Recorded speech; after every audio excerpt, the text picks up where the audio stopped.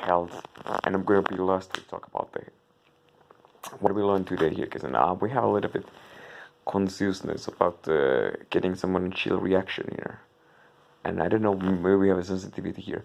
Kind of thing is it flu or whatever reaction we got it here.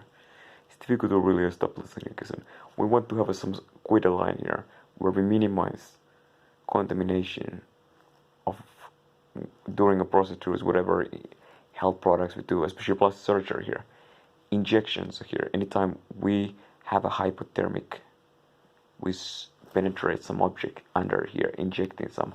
The material has to be totally clean, but also the needle, cannula, whatever deliver that thing here. Everything has to be clean here, guys, and here. Everything what goes there, so there's no bacteria, virus, or any kind of pathogen ever during these situations is goes inside here. There's some people who have kind of things. Some people die.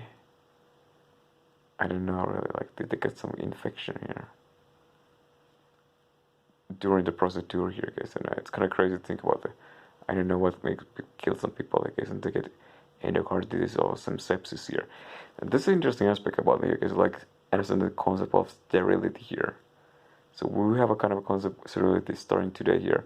It's kind of like where we use band-aid or that kind of thing to make sure the 2-hour window of the hole here, because there's a hole here when we do those injections, because it's like entry hole here. And we really want to keep smaller entry holes. We can have hundreds of entry holes. We want to only have one entry hole per the distance of this can cover the cannula, microcannula. Just in one here can, if this 5 centimeter microcannula, it can cover almost whole this segment here. Whole this segment, 10 centimeter segment is covered by the one 5 centimeter microcannula here. Till here, the ramus of the mandibula, to the here in the side of the chin here, and it can cover here, guys. So the medical science start about the focusing of the medical and proceed what it do, understanding holistically there. A lot of the doctors, they spend a lot of hours, all kind of things like drinking coffee or handshaking or writing some prescription or studies of people here. Kind of thing is that the people who are specialists in one single concept are far more knowledgeable than the general doctor when it comes to one specialty here. I mean, any layman can become more understanding of one specific type of like a procedure or kind of like a than some general doctor. You can just spending like a couple days or weeks reading everything about this specific subject here. That's simple here. But for me, healthcare is kind of like lifetime process here. It's like you just always learn more here. And it's not like it's like 1 day or 1 year process, but it's a whole lifetime process here. Like doctor, you always have to learn more.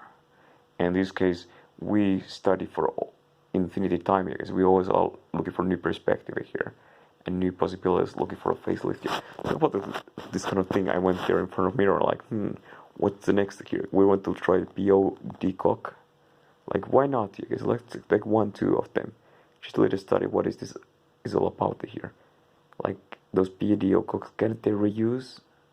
So you don't need to have a million different needles, because you can just got one needle, reuse the same needle over again here. Like the microcannula here. Microcannulas actually can't be reused a lot of times, because in there is even less wear and tear. There's a wear and tear a little bit, but it's not really like noticeable. The biggest problem is so far is that microcannulars, they just like stick, and we need to really be careful about the thing here, because the microcannulars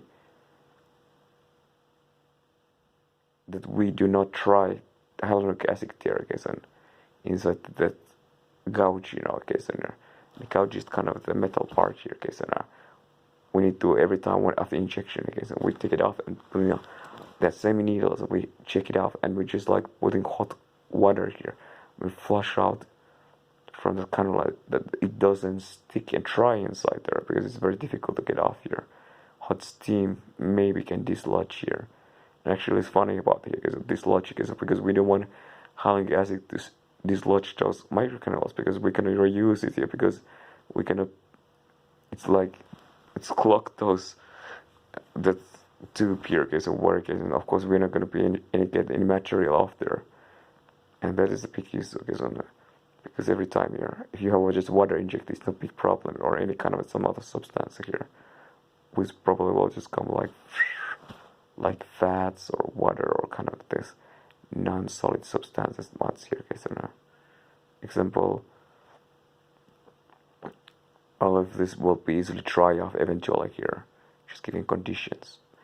Is there anything else to repaint today? Yeah, kind of a concept about the is that I have a little issues about the here today. So I was a healthy swim.